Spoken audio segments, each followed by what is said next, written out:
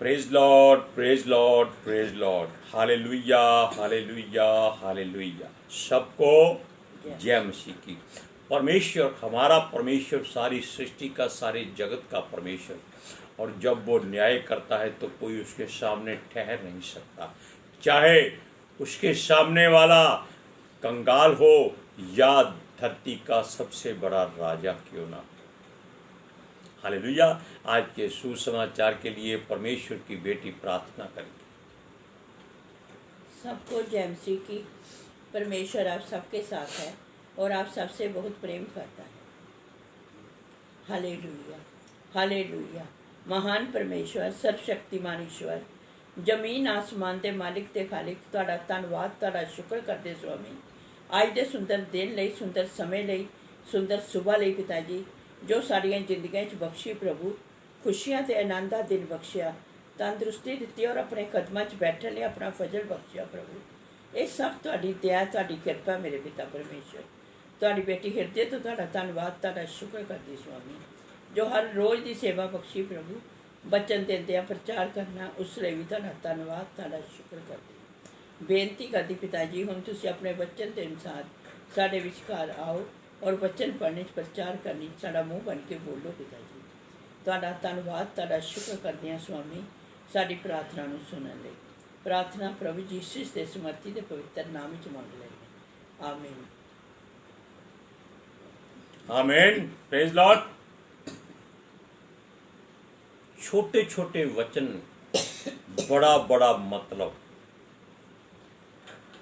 जैसे छोटी सी गोली और पूरे बदन की हमजोली, ऐसी बातें ध्यान से सुनिए।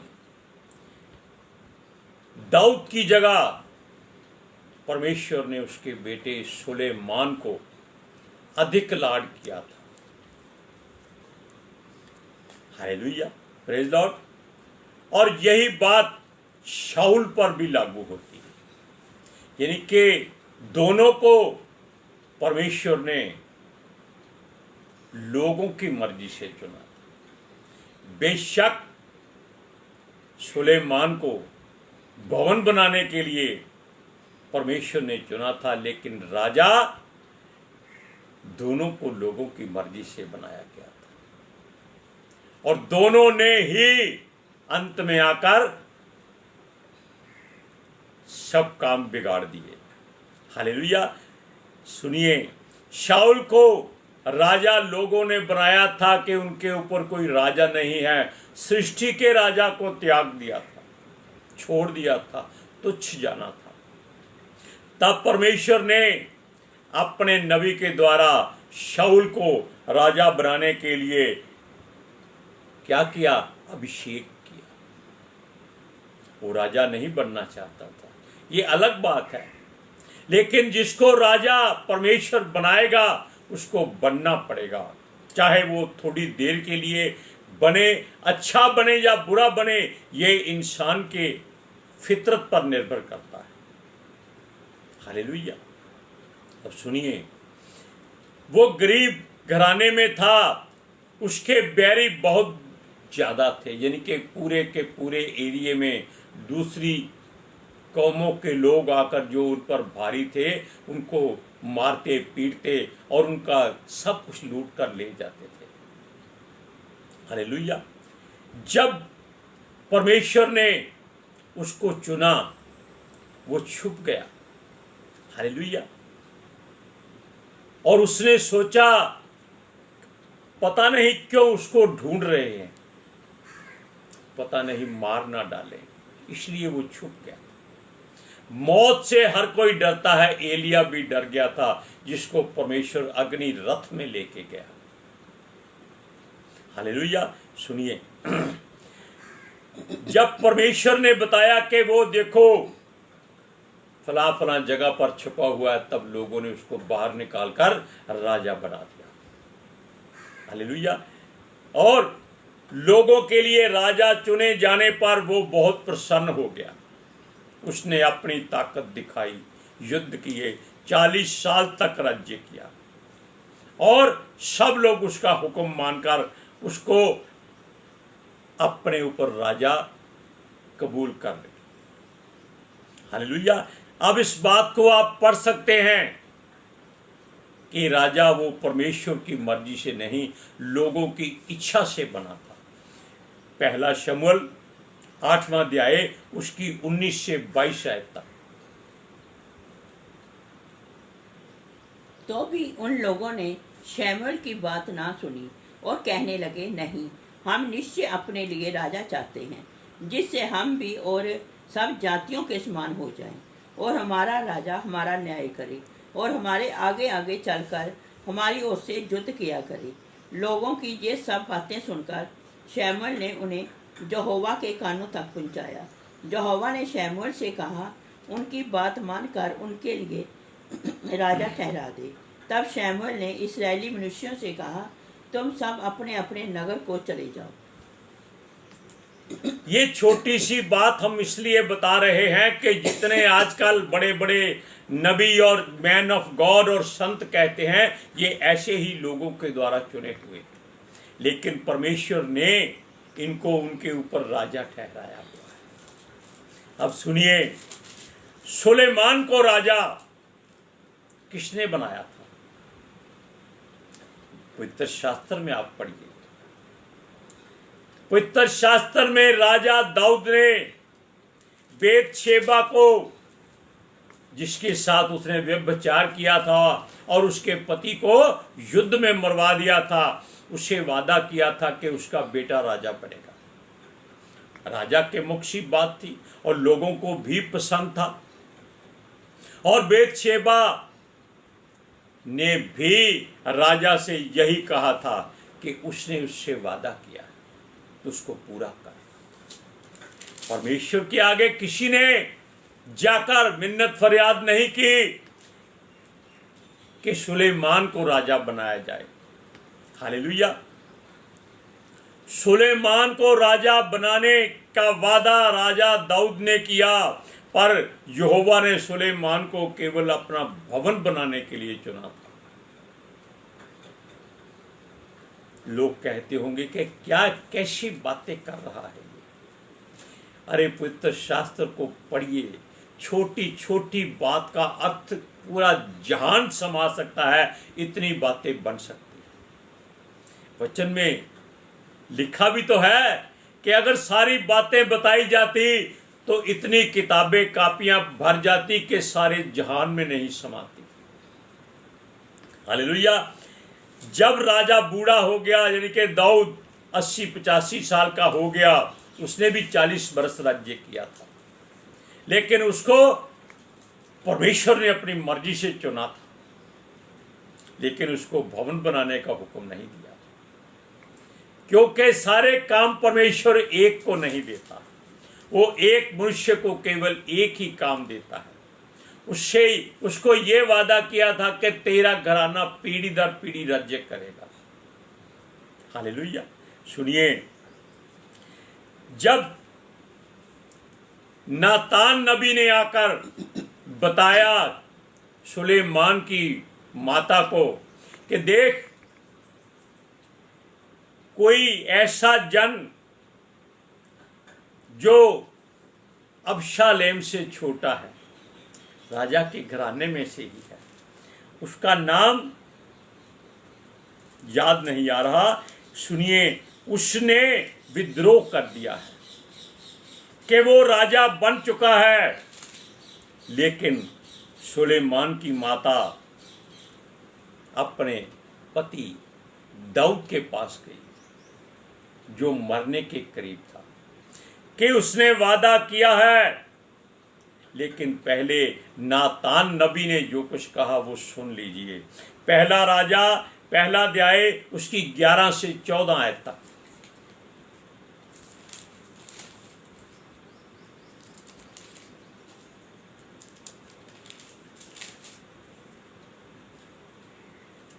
उसका नाम था अदोनिया।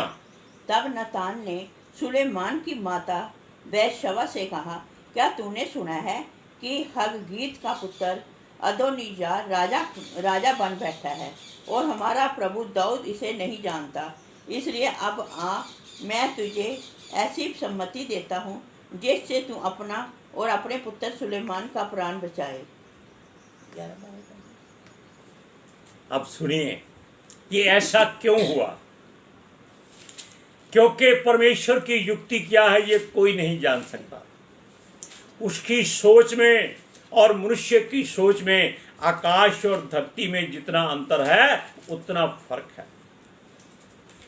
परमेश्वर हमारे बारे में हजारों वर्ष पहले सोच चुका है, लिख चुका है। हालेलुया। सुनिए, अदोनिया ने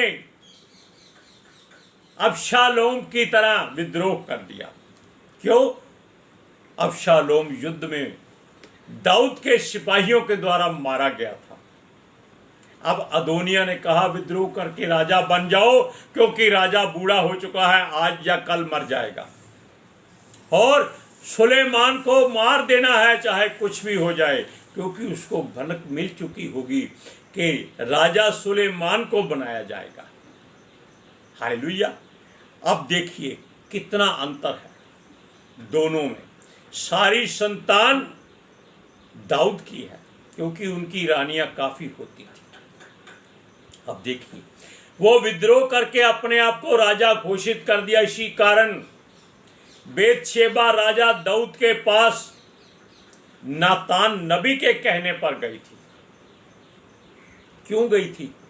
कि अगर तू राजा के पास नहीं जाएगी तो अदोनिया तुमको और तुम्हारे बेटे सुलेमान को कत्ल कर देगा, क्योंकि जो राजा बन जाएगा वो परमेश्वर की ओर से राजा समझा जाता था और सिपाही उसका हुक्म मानते थे। लेकिन राजा अभी जीवित था, बेशक बूढ़ा था, और वो सुन सकता था, देख सकता था, बोल सकता था। इतना भी वो बूढ़ा नहीं था। अब देखिए, परमेश्वर का दास मूसा 120 बरस जिया। वो तब तक उसकी आंखें पूरी काम करती रही, कान काम करते रहे, जुबान काम करती रही, दिमाग काम करता रहा। राजा की ओर से जो चुना जाए, यानी कि राजा जो हमारा राजा है, सृष्टि का राजा है, परम प्रधान, परम परमेश्वर, सर्वशक्तिमान ईश्वर यहोवा, सेनाओं का यहोवा, जिसको वो चुन लेता है वो कभी बूढ़ा नहीं होता। हालेलुया। सुनिए, उसने उसको याद दिलाया कि राजा तूने वादा किया था कि उसका बेटा उसकी जगह पर राज्य करेगा। परमेश्वर की मर्जी बेशक उसको अपना भवन बनाने के लिए थी, लेकिन दाऊद ने उसकी यानी कि सुलेमान की माता के साथ व्यभिचार किया था, इसलिए परमेश्वर उसको ऐसी थोड़ी सी सजा देना चाहता था। हालेलुया। क्योंकि परमेश्वर गुनाह बर्दाश्त नहीं करता, चाहे वो देर के बाद आकर उसको सजा दे, लेकिन सजा देता है। हालेलुया। उसने बेतशेबा यानी सुलेमान की माता का जो पहला पति था उसको युद्ध में मरवा दिया था, ताकि उसके पीछे आने वाला कोई ना हो। हालेलुया।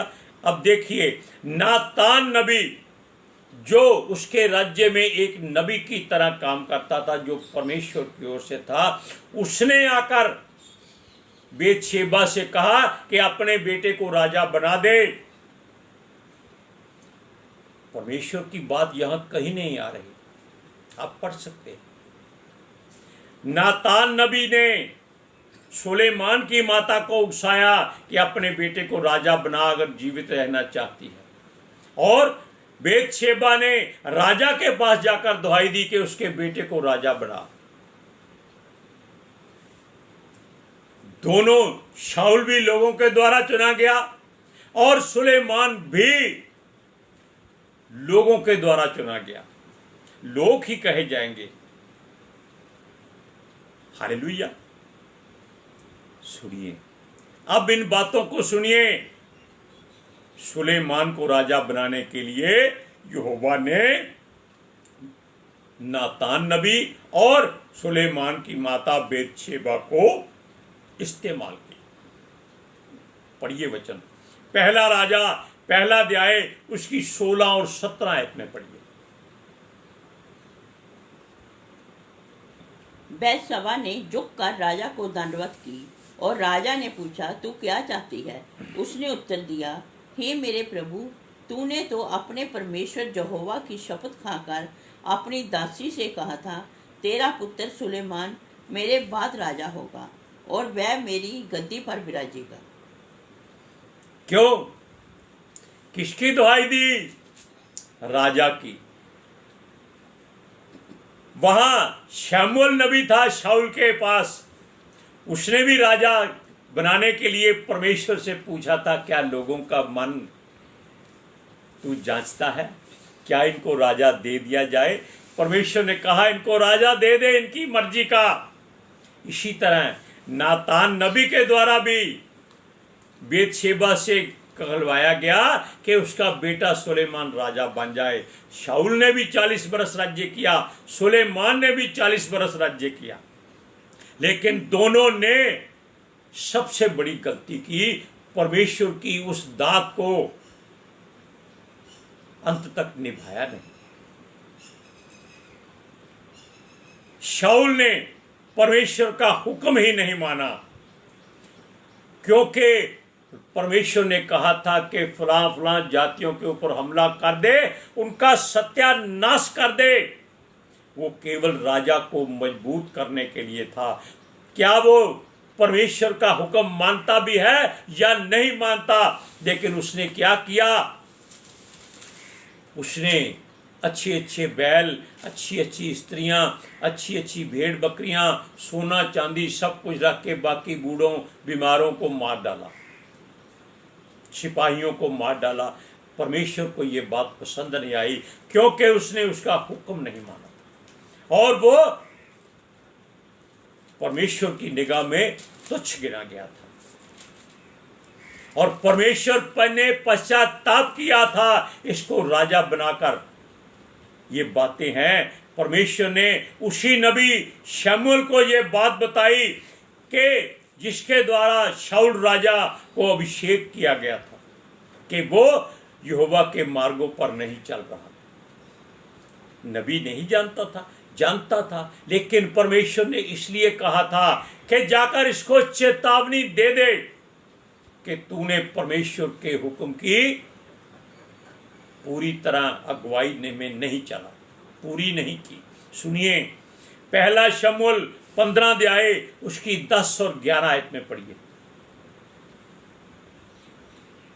तब यहोवा का ये वचन शमूएल के पास पहुंचा, मैं शाऊल को राजा बना के पछताता हूँ, क्योंकि उसने मेरे पीछे चलना छोड़ दिया और मेरी आज्ञाओं का पालन नहीं किया।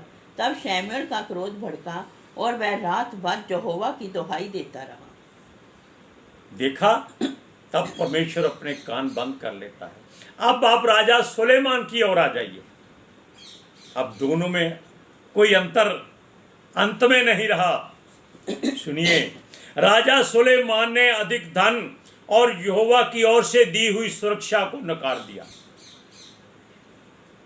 यानी कि धन को उसने गलत इस्तेमाल कर दिया। नकारना ही होता है।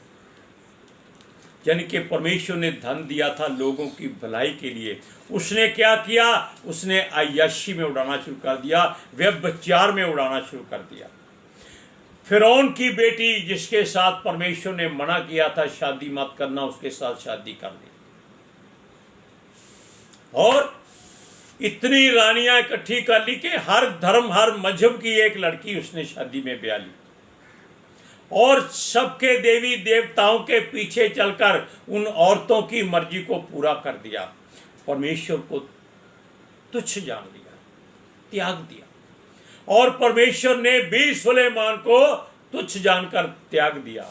देखो, संसार का सबसे ज्ञानवान, परमेश्वर का ज्ञान रखने वाला, जिसने संसार की हर वस्तु के बारे में पवित्र शास्त्र में जिक्र किया है, क्या अच्छा है क्या बुरा है ये भी किया है, कैसे जीवन जीना है ये भी किया है, लेकिन अपना जीवन उसने नरक बना दिया। हालेलुया। यहोवा ने, परमेश्वर ने उसको दुनिया का सबसे अच्छा दिमाग दिया था। उसने नीति वचन लिखे, 5000 गीत भी लिखे।